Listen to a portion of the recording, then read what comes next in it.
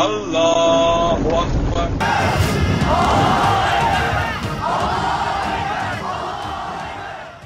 আসসালামু আলাইকুম বন্ধুরা, কেমন আছেন? আশা করছি আল্লাহর রহমতে সকলেই ভালো আছেন।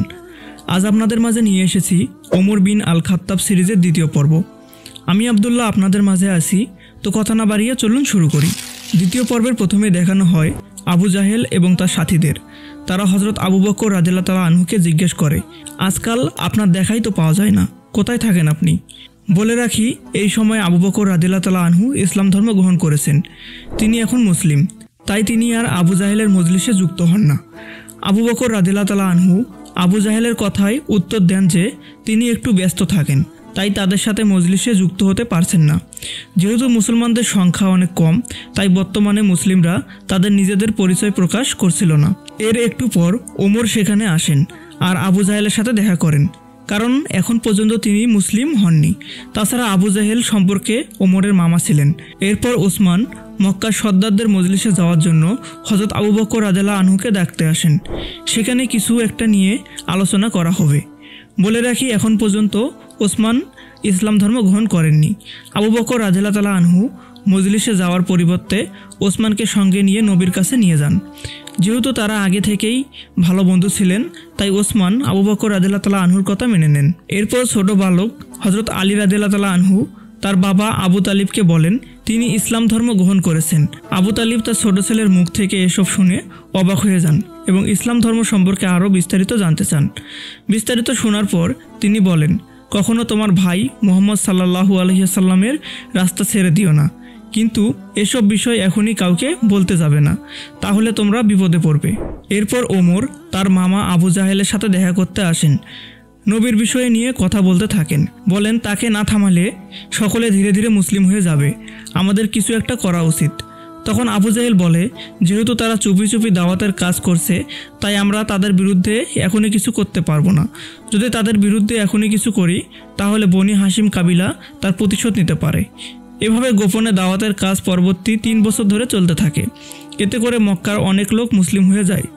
যেহেতু যারা মুসলিম হচ্ছিল তারা সকলে গোপনীয়তা অবলম্বন করছিলেন, তাই কাফেররা বুঝতে পারেনি এত তাড়াতাড়ি এত সংখ্যক লোক মুসলিম হয়ে যেতে পারে।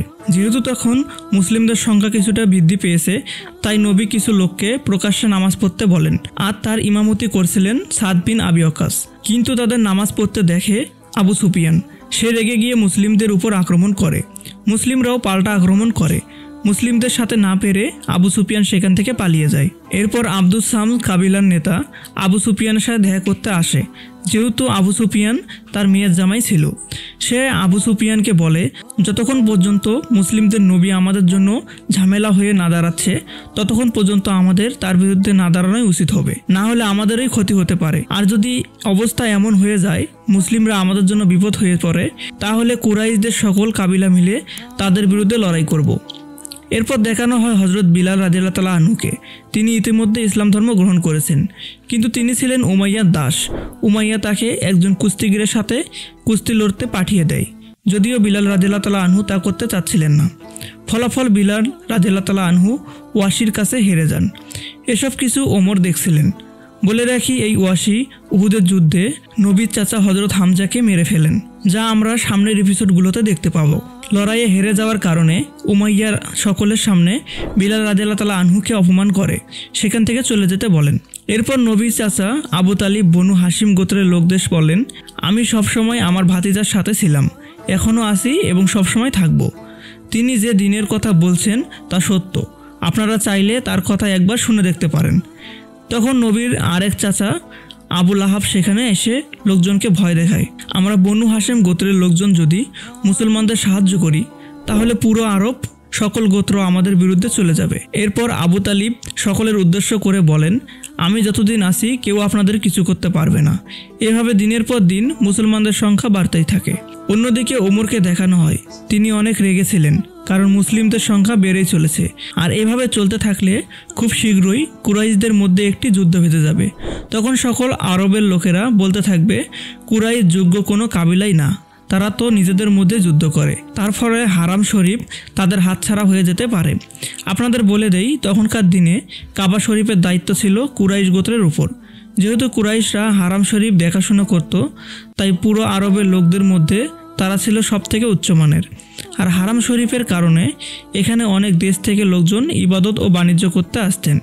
তার ফলে কুরাইশরা অন্য সব কাবিলার থেকে আর্থিকভাবে বেশি লাভবান ছিল। এখন কুরাইশ বংশের সব কাবিলা থেকে একজন করে সর্দার মিলে একটা সভা ডাকে। সেখানে বনু আদি কাবিলার পক্ষ থেকে ওমর সেই কাবিলায় যোগদান করেন। এই সভায় আলোচনা করা হয় কিভাবে তারা মুহাম্মদ সাল্লাল্লাহু আলাইহি সাল্লাম এবং তার মাধ্যমে আসার দিনকে থামাতে পারবে। আর এখানে এই পর্বটি শেষ হয়ে যায়। পরবর্তী পর্বগুলো দেখার জন্য আমাদের সাথেই থাকুন। ধন্যবাদ।